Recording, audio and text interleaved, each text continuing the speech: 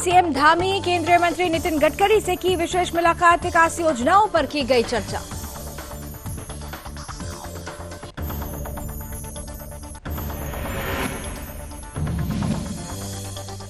CM Dhami ने नई राष्ट्रपति द्रौपदी मुर्मू से भी की मुलाकात। सीएम धामी ने की शिष्टाचार भेंट, द्रौपदी मुर्मू जी की जीत के लिए उन्हें बधाई भी दी।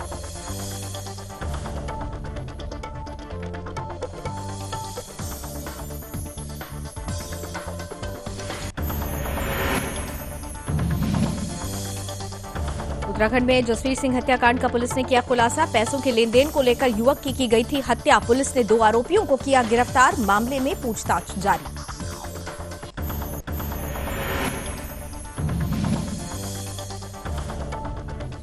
पिथौरागढ़ में पहाड़ी से बोल्डर गिरने से यातायात ठप। चाइना बॉर्डर की सड़क को किया गया था बंद। सड़क से हटाया गया मलबा। 11 दिन बाद यातायात हुई बहाल।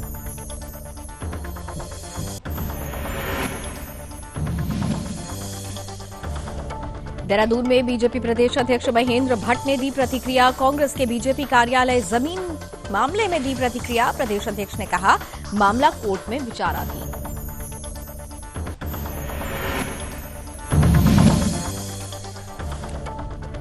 और पुलिस को मिली बड़ी कामयाबी। 2 शराब तस्कर को किया गिरफ्तार। 230 पेटी अंग्रेजी शराब बरामद। मामले में आरोपियों से पूछताछ जारी।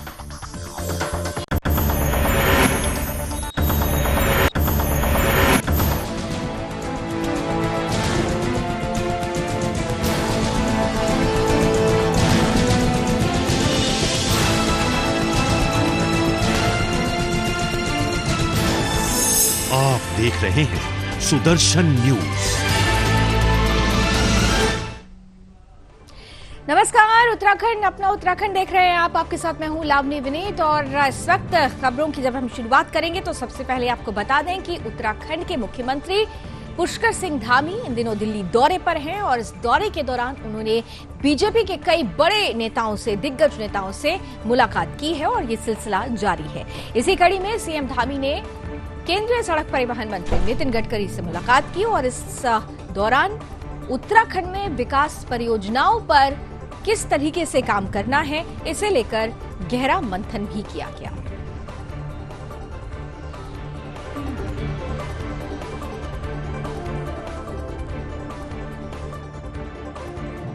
सबसे पहले तो माननीय गडकरी जी का धन्यवाद करता हूं कि उन्होंने उत्तराखंड के अंदर जितने भी हमारे जो सड़कों के काम चल रहे हैं, 4 धाम के, ऑल वेदर के, भारतमाला में, उन सभी को उन्होंने यथाशीघ्र पूर्ण करने के लिए अपनी स्वीकृति यहाँ से दी है कि जल्दी से जल्दी काम हो। इसके अलावा देहरादून में रिंग रोड के फिजिबिलिटी स्टडी के लिए अनुमति दी है कि उसका फिजिकल वो किया जाएगा। और साथ ही जो देहरादून में रिंग रोड हाईवे के पास लगभग 1100 एकड़ जो भूमि है, उसमें लॉजिस्टिक पार्क और वेजिटेबल पार्क, इसके आसपास के जो भी क्षेत्र हैं उसके सौंदर्यीकरण से लेकर सारा इस्टेब्लिशमेंट किया जाएगा। और एनएचआई और उत्तराखंड इसे त्वरित कार्रवाई से जल्दी से जल्दी पूरा करेंगे। खटीमा से मझोला, सितारगंज से टनकपुर, इस पर 4 लेन हाईवे की स्वीकृति भी उन्होंने प्रदान की है, जो अभी एक तरह से अभी जल्दी ही जो है उसको बनाया जाएगा। साथ में नजीबाबाद से कुमाऊं और गढ़वाल रीजन को जोड़ने के लिए, जो अभी हमारे यहाँ आने में काफ़ी समय लग जाता है, 1 घंटे का समय कम हो जाएगा। नजीबाबाद से अफजलगढ़ सीधे एक बाईपास जैसा लगभग 20 किलोमीटर का बनेगा। उसके बनने से काफ़ी दूरी कम हो जाएगी। और सड़क निर्माण के ROW के बाहर भी यदि निर्माण कार्य से कोई क्षति होती है या क्षति निर्माण कार्य के कारण से हुई है, तो उसका भी जो है क्षतिपूर्ति है वो भारत सरकार के द्वारा यहीं से किया जाएगा। अगले वर्ष देहरादून में एक इंटरनेशनल कॉन्फ्रेंस टनल इंजीनियरिंग पर आयोजन वहाँ पर किया जाएगा। लैंडस्लाइड के कारण क्षति को रोकने के लिए विभिन्न रिसर्च इंस्टीट्यूट के साथ विचार कर दूरगामी परियोजना पर भी विचार होगा।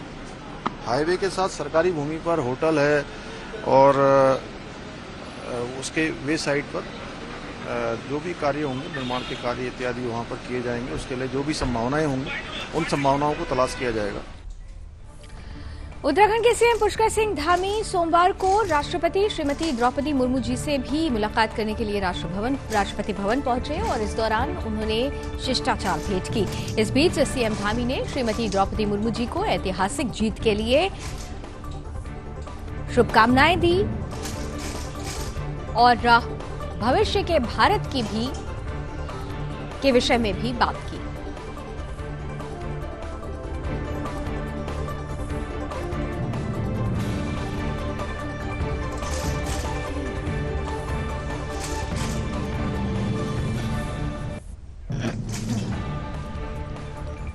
इधर उत्तराखंड के गदरपुर थाना की बात करेंगे अब, जहां पैसे के लेन देन के बाद हुए जसवीर सिंह हत्याकांड का पुलिस ने खुलासा कर दिया है। दरअसल बीती 5 तारीख को ग्राम बजरा वजीर में स्थित एक किराने की दुकान पर जसवीर सिंह नाम का युवक कोल्ड ड्रिंक लेने के लिए गया हुआ था और इस बीच रोशनपुर निवासी जगजीत सिंह, प्रदीप सिंह और अन्य 2 साथियों के साथ उनके पास वो पहुंचे। इस बीच पैसों के लेन देन को लेकर कहासुनी हुई, जिस पर जगजीत सिंह को युवकों ने विवाद के बाद गोली मार दी, जिससे वो गंभीर रूप से घायल हो गया। जहां स्थानीय लोगों ने घायल युवक को अस्पताल में भर्ती कराया। इलाज के दौरान युवक ने दम तोड़ दिया। इसके बाद इस मामले में मृतक परिजन ने तहरीर देकर मुकदमा दर्ज करवाया था, जिसके बाद पुलिस ने आरोपियों की गिरफ्तारी को लेकर अपनी गतिविधि को तेज कर दिया। इसके फलस्वरूप पुलिस ने गदरपुर के डलपुरा क्षेत्र से आरोपियों को गिरफ्तार कर लिया। पुलिस ने उनकी निशानदेही पर घटना में प्रयुक्त 315 बोर और 12 बोर के तमंचे सहित 3 जिंदा कारतूस बरामद किए। मामले का खुलासा वरिष्ठ पुलिस अधीक्षक मंजुनाथ टीसी द्वारा किया गया। फिलहाल मामले में आरोपियों से पूछताछ जारी है।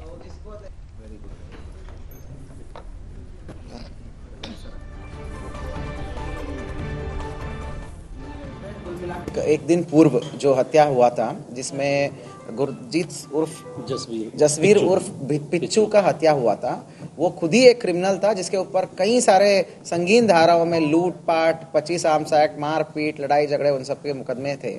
तो वो खुद ही क्रिमिनल था और हाल ही में जेल से छूटा था। इनका और इसका और दूसरा जो क्रिमिनल है उसका जगवीर उर्फ जग्गा, उसका वो भी आगे पीछे ही छूटे थे। उनका थोड़ा सा पैसों को लेन देन को लेके हल्का विवाद था, लेकिन उसके बावजूद हमेशा रोज उठते बैठते साथ में ही थे, खाते पीते थे।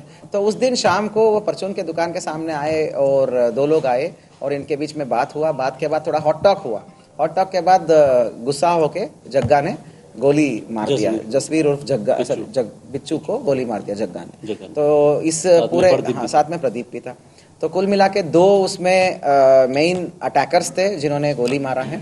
तो इन दोनों को आज हमने गिरफ्तार कर लिया और उनकी निशानदेही पे हमने घटना में प्रयुक्त वेपन्स है उनको हमने बरामद कर दी और उसके अलावा मोटरसाइकिल को भी बरामद कर दिया है। तो इसका 24 घंटे के भीतर ही हमने इसका खुलासा भी कर लिया और गिरफ्तार भी कर लिया। टीम को बधाई मेरी तरफ से, 5,000 रुपए का कैश रिवॉर्ड और सबको गुड एंट्री भी मिली।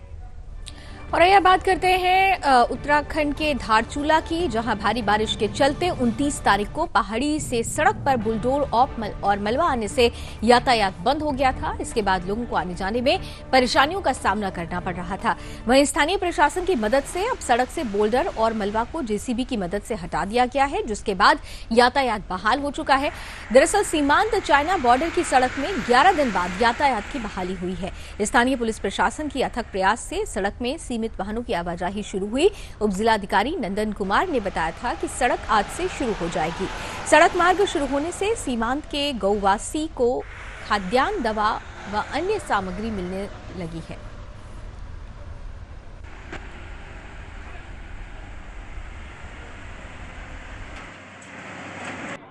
जो है अभी वो जो बंद था NH हमारा एलधारा के पास, वो खुल गया है। बड़ी गाड़ियां सुचारू हो गई हैं, मूवमेंट हो गया है। छोटी गाड़ियों की मूवमेंट अभी थोड़ी प्रॉब्लम है कीचड़ के कारण, बट होपफुली आज शाम तक वो भी क्लियर हो।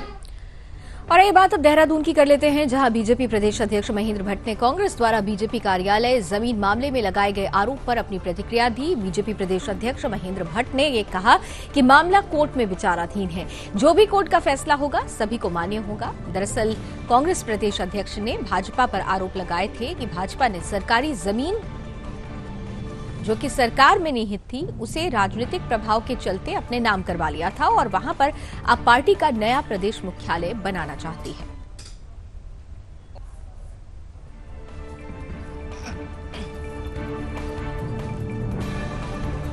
कोर्ट का है को हम अध्ययन करेंगे और संबंध में हमारे साथ ही नहीं जितने भी उस क्षेत्र में आवास बने हुए सब प्रकार का विषय है। कोर्ट का जैसे डिसीजन सब प्रकार से आ जाएगा उसको देखिएगा। कोर्ट का न्याय जो भी निर्णय सब मानते हैं, हम भी मानेंगे। इसलिए कांग्रेस को विवाद खड़ा करने का नेचर में है, इसलिए हमारे साथ ही नहीं उस पूरे इलाके में जितने लोगों के आवास हैं अगर उन सबके साथ संकट है उसका समाधान निकालेंगे कोर्ट में। और लोग भी बहुत लोग गए हैं और निश्चित जब कोर्ट का डिसीजन जो है वो समाप्त। और बात कर लेते हैं उत्तराखंड में जहां पुलिस प्रशासन को बड़ी कामयाबी हाथ लगी है। केलाखेड़ा थाना पुलिस ने अंग्रेजी शराब के जखीरे को पकड़ने में सफलता हासिल की है। पुलिस ने करीब 15 लाख रुपए की 230 पेटी अंग्रेजी शराब को तस्करी कर रहे 2 आरोपियों को भी गिरफ्तार किया है। पुलिस ने पकड़े गए आरोपियों के खिलाफ विभिन्न धाराओं में मुकदमा दर्ज कर उन्हें न्यायालय भेज दिया है, जबकि पुलिस ने शराब को कब्जे में ले लिया है।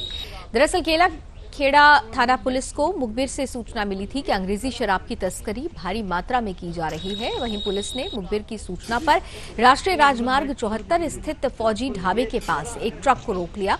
साथ ही ट्रक की तलाशी लेने पर उसमें पुलिस को 230 पेटी अंग्रेजी शराब बरामद हुई।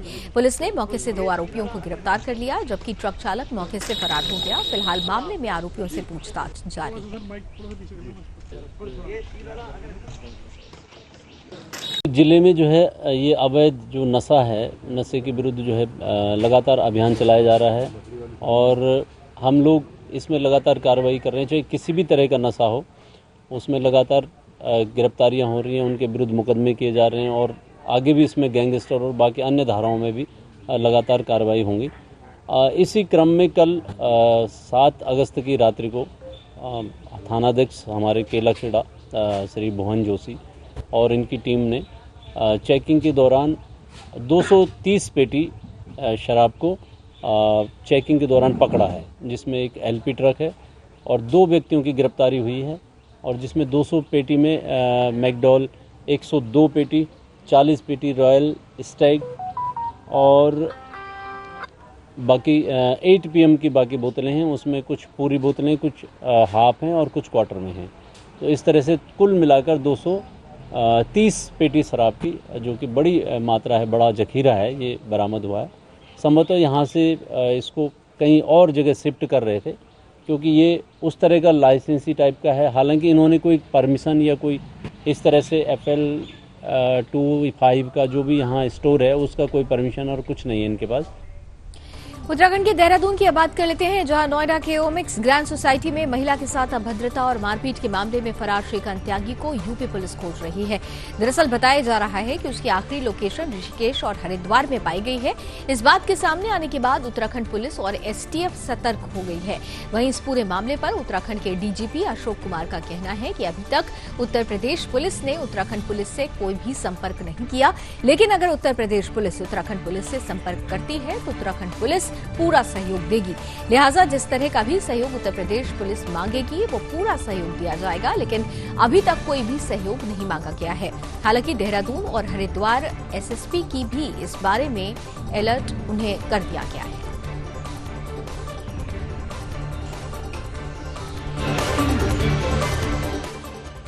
देखिए, हमारे कार्यालय को तो अभी तक किसी ने अप्रोच नहीं किया है। इसके बावजूद हमने अपने SSP देहरादून और हरिद्वार को निर्देशित कर दिया है कि अगर नोएडा पुलिस उनसे संपर्क करती है तो उनका पूरा सहयोग करें। जैसा मैंने कहा, अगर वो हमसे जो भी कोऑपरेशन मांगेगी यूपी पुलिस, वो पूरा उनको सहायता दी जाएगी, पूरा कोऑपरेशन दिया जाएगा।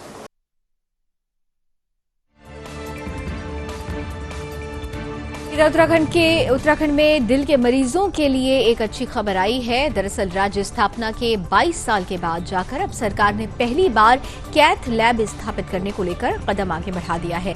बड़ी बात यह है कि देहरादून के दून मेडिकल कॉलेज में लैब स्थापित करने के लिए 5 करोड़ की रकम स्वीकृत कर ली गई है।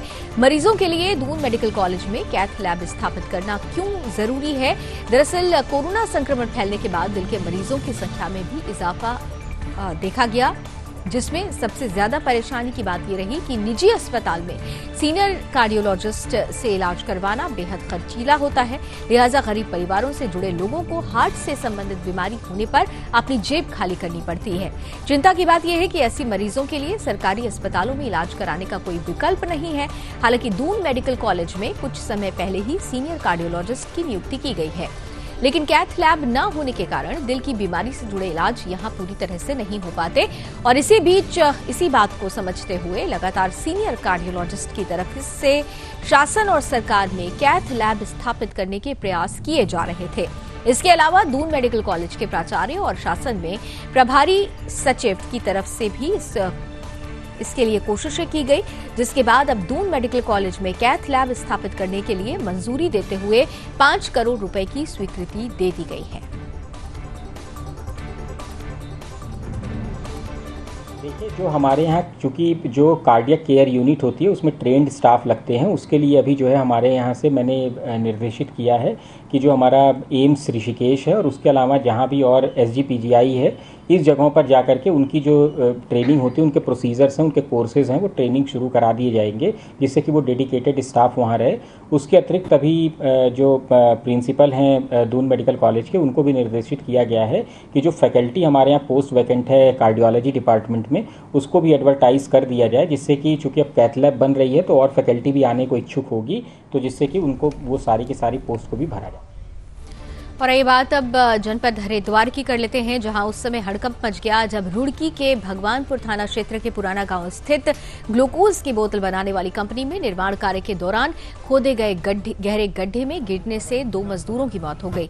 हादसा उस समय हुआ जब निर्माण कार्य करते हुए एक मजदूर उसमें गिर गया, जिसे बचाने के लिए दूसरा मजदूर भी गड्ढे में गिर गया, जिसके बाद JCB की मदद से आनन फानन में दोनों को बाहर निकाला गया, लेकिन तब तक दोनों मजदूरों ने दम तोड़ दिया था। वहीं इस दौरान आसपास के क्षेत्र में हड़कंप मच गया।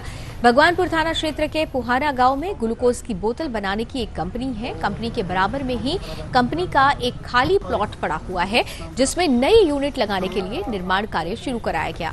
निर्माण कार्य कराने के लिए JCB की मदद से मजदूर ने पिलर खड़ा करने के लिए करीब 10 फीट गहरे और 3 फीट चौड़े गड्ढे खुदवाए गए थे, लेकिन निर्माण कार्य के दौरान एक मजदूर अचानक गहरे गड्ढे में जा गिरा। मजदूर को गहरे गड्ढे में गिरता देख मौके पर हड़कंप मच गया, जहां उसे बचाने के लिए एक अन्य मजदूर रस्सी के सहारे गड्ढे में उतर गया, लेकिन इस दौरान वो भी गड्ढे में गिर गया, जिसके बाद आनन फानन में JCB को मौके पर बुलाया गया। JCB की मदद से गड्ढे को खोदना शुरू किया गया, जहां काफी देर के बाद दोनों मजदूरों को बाहर निकाला गया। दोनों को गंभीर हालत में सिविल अस्पताल में भर्ती कराया गया, जहां पर सिविल अस्पताल के चिकित्सकों ने दोनों मजदूरों को मृत घोषित कर दिया। वहीं मृतक के परिजनों को मामले की जानकारी दे दी गई है। मामले में आगे की कार्रवाई जारी है। के पास में ही उन्हीं का निर्माण कार्य चल रहा है। उसमें 2 मजदूरों के एक गड्ढे में गिरकर मरने की सूचना मिली थी, जिस पर दोनों मजदूरों का शव पोस्टमार्टम के लिए यहाँ मोर्चरी में रखवाया गया है और पंचायतनामे की कार्रवाई की जाएगी। इसमें दोनों बिहार के निवासी। अभी इस संबंध में क्योंकि हम लोगों को हॉस्पिटल से इसका मीमो प्राप्त हुआ था, तो अभी हम मोर्चरी में आए हैं और उसके बाद में फैक्ट्री में जाकर ये देखेंगे और सभी पहलुओं पे इसमें जांच करेंगे। हमारे पास में हॉस्पिटल से मीमो प्राप्त हुआ है और जो भी है, जो भी इसमें बिंदु आएंगे उसमें हम जांच करेंगे। हम लोग काम कर रहे थे तो वो एक दिन गिर गया, तो उसके बाद फिर वो बोला ये हम इसको निकाल लेंगे दूसरा को। तब ये भी गया रस्सी पकड़ के, ये भी उसको पास हाथ पकड़ा, ये भी जाके मैंने दम छोड़ दिया। क्या काम कर रहे थे? फाइलिंग का। काय में गिरा है? गड्ढे में गिरा। कितना गहरा गड्ढा था वो? 5 मीटर। 5 मीटर गड्ढा था। निकाला गया किस चीज़ से निकाला गया फिर? अभी निकाल गया GPC से। कंपनी का लोग था, मैंने कंपनी का सब ये था सुपरवाइजर सब। अच्छा। मुंशी वो था। अब मेन था कि नहीं था, वो हम लोग काम कर रहे थे। अब आया कि नहीं, उतना ध्यान नहीं दिए हम। और उसके बाद फिर हमारा वो ठेकेदार को बुलाया। जो मरने वाले हैं ये कहाँ के हैं? ये बिहार का। अगली खबर खटीमा से है, जहां चकरपुर पुलिस चौकी क्षेत्र की कुटरी ग्राम सभा में बीते 5 जून को दिन दहाड़े घर में हुई चोरी मामले में पुलिस ने अभी तक चोरों को गिरफ्तार नहीं किया है। इसके लिए खटीमा के ग्रामीण आक्रोशित हुए हैं और उन्होंने चौकी का विरोध किया है। सैकड़ों की संख्या में चकरपुर पुलिस चौकी पहुंचकर स्थानीय ग्रामीणों ने चौकी इंचार्ज प्रियांशु जोशी का घेराव किया, साथ ही जल्द से जल्द चोरी के खुलासे की मांग की।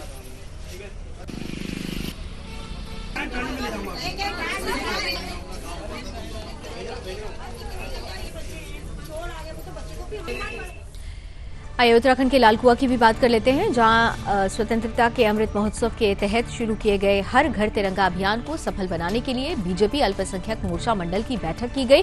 बंगाली कॉलोनी स्थित एक कार्यालय में ये बैठक हुई, जिसमें बतौर अतिथि पहुंचे बीजेपी अल्पसंख्यक मोर्चा के जिलाध्यक्ष ने अभियान को सफल बनाने को लेकर लाल कुआं मंडल और जिले के कई पदाधिकारियों को जिम्मेदारी सौंपी। इस मौके पर बीजेपी अल्पसंख्यक मोर्चा के नैनीताल जिलाध्यक्ष ने कहा कि इस अभियान के जरिए हर घर पर तिरंगा फहराना है। केंद्र सरकार ने भी देश के सभी घरों का लक्ष्य तय किया है। उन्होंने कहा कि बीजेपी अल्पसंख्यक मोर्चा की नैनीताल जिला इकाई समस्त मंडल से लेकर जिला पदाधिकारियों को पूरे जिले में 20,000 झंडे लगाने का लक्ष्य दिया है। उन्होंने कहा कि उनका ये कार्यक्रम 13 अगस्त से लेकर 15 अगस्त तक चलेगा। इसे लेकर बीजेपी अल्पसंख्यक मोर्चा ने हर घर तिरंगा अभियान को सफल बनाने के लिए एक बैठक भी आयोजित की।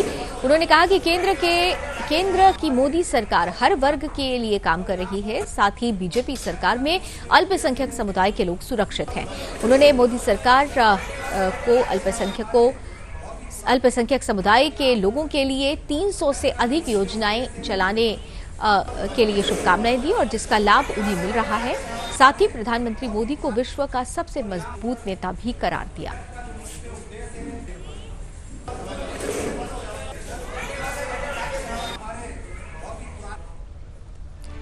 उत्तराखंड के पौड़ी से अब खबर लेते हैं, जहां हर घर तिरंगा अभियान को लेकर पूरी तैयारी चल रही है और ऐसे में स्वतंत्रता दिवस पर हर घर तिरंगा अभियान को लेकर बीजेपी जनपद पौड़ी के लिए वरिष्ठ कार्यकर्ता और पूर्व विधायक आशा नौटियाल को संयोजक बनाया गया है।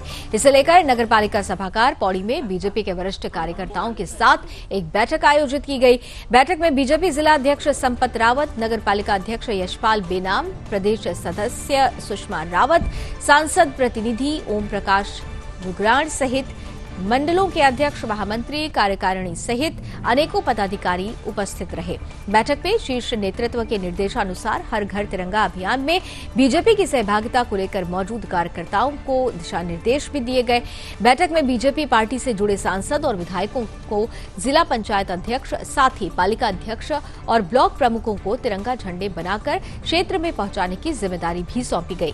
बैठक के दौरान जनपद में तिरंगा यात्रा निकालने को लेकर 9 अगस्त से 13 अगस्त तक क्षेत्र के अनुसार दिन निर्धारित किए गए, तो वहीं 13 अगस्त से 15 अगस्त तक घर घर तिरंगा पहुंचाने का कार्यक्रम भी सुनिश्चित किया गया।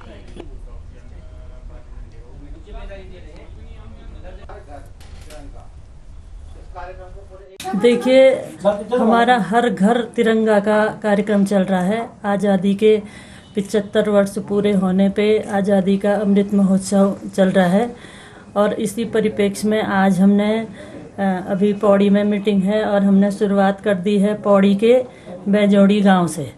तो वहां पर लोगों ने बहुत उत्साह के साथ तिरंगे को हाथ में रख करके नारे लगा करके हर घर तिरंगा लगाएंगे और आज़ादी का अमृत महोत्सव मनाएंगे। इस नारे के साथ हमने हर घर में तिरंगा वहां पर लगाया है और बड़े गांव वालों ने उत्साह के साथ तिरंगे को हर घर में लगाने का कार्यक्रम सफल।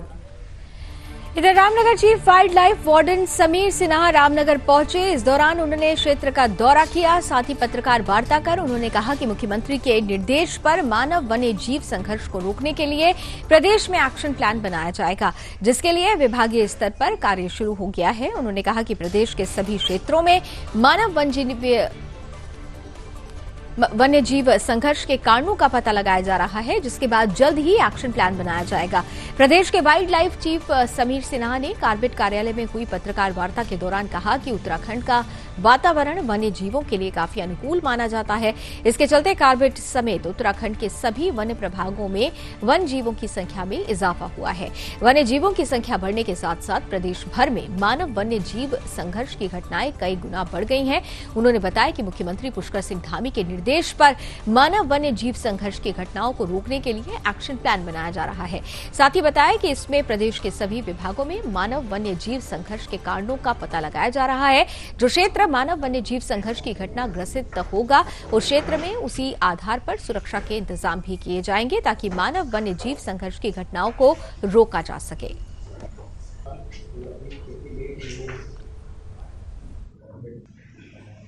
आपको पता है कि कॉर्बेट टाइगर रिजर्व और रामनगर वन प्रभाग की सीमा में मोहान के पास पिछले कुछ दिनों से एक बाघ की सक्रियता है, जिसके कारण कुछ लोगों की जान भी गई है। उस इलाके का मैंने आज सुबह भ्रमण भी किया है उस स्टाफ के साथ, और स्थानीय जो लोग हैं उनके साथ भी मंत्रणा की है।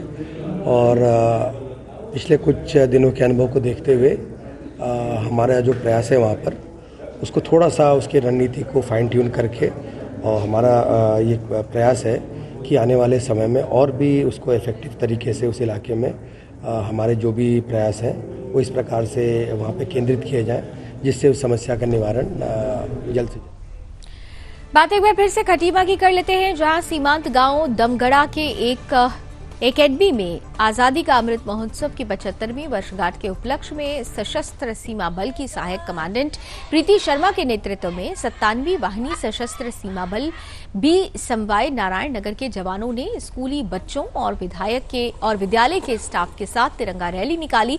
इस दौरान आम जनता को जागरूक किया गया। वहीं सहायक कमांडेंट प्रीति शर्मा ने आजादी का अमृत महोत्सव की 75वीं वर्षगांठ पर चलाए जा रहे हर घर तिरंगा अभियान के महत्व को बताते हुए छात्र और छात्राओं में देशभक्ति की भावना को जागृत किया। साथ ही उन्होंने तिरंगा को देश का गौरव और आन बान शान का प्रतीक बताकर देश प्रेम और देशभक्ति से प्रेरित किया। उन्होंने राष्ट्रीय ध्वज संहिता 2002 का पालन करते हुए 13 से 15 अगस्त तक हर घर तिरंगा फहराने के लिए सभी बच्चों और आम जनमानस से अपील की। वहीं एकेडमी के प्रधानाचार्य संजय खड़ायत ने हर घर तिरंगा अभियान के तहत एसएसबी द्वारा चलाए जा रहे कार्यक्रमों की सराहना करते हुए बताया कि इस प्रकार के आयोजनों से बच्चों में देशभक्ति और देश प्रेम की भावना जागृत होगी, साथ ही बच्चों का उत्साहवर्धन भी होगा।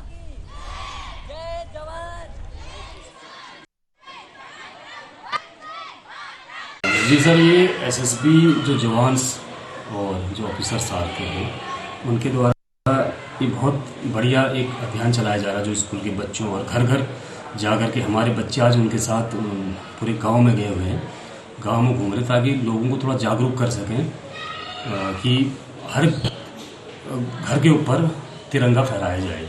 तो आज यही एक अभियान चलाया जा रहा है, बहुत बढ़िया अभियान। एसएसबी जो ऑफिसर्स आए हैं, एसएसबी के जो जवान आए हैं, उनके द्वारा आज बच्चों, और इससे क्या है होता है सर, हमारे एक बच्चे जो है स्कूल के बच्चे एक उनको एक मोटिवेशन मिलता है, एक मोटिवेट होते हैं, और साथ साथ में अगर हर घर पर जाएंगे तो ज़रूर इसका रिजल्ट अच्छा आएगा सर। बाकी सर, आज़ादी के जो 75वां ये अमृत महोत्सव मनाया जा रहा है, इसमें आज हमारे विद्यालय शिवालिक एकेडमी में एसएसबी के जवानों द्वारा एक बहुत बढ़िया एक प्रोग्राम का आयोजन किया गया है, और बहुत बहुत धन्यवाद उनका। और चलिए इसी के साथ अपना उत्तराखंड में अभी बस इतना ही, लेकिन देश और दुनिया की तमाम खबरों के लिए आप जुड़े रहिए सुदर्शन न्यूज के साथ। जय हिंद।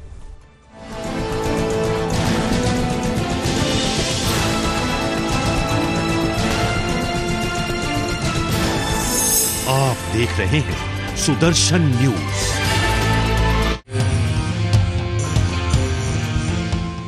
मंजिलें हों चाहे जितने, पर राह सबकी एक। डॉक्टर सीवी रमन यूनिवर्सिटी, करगी रोड, कोटा, बिलासपुर।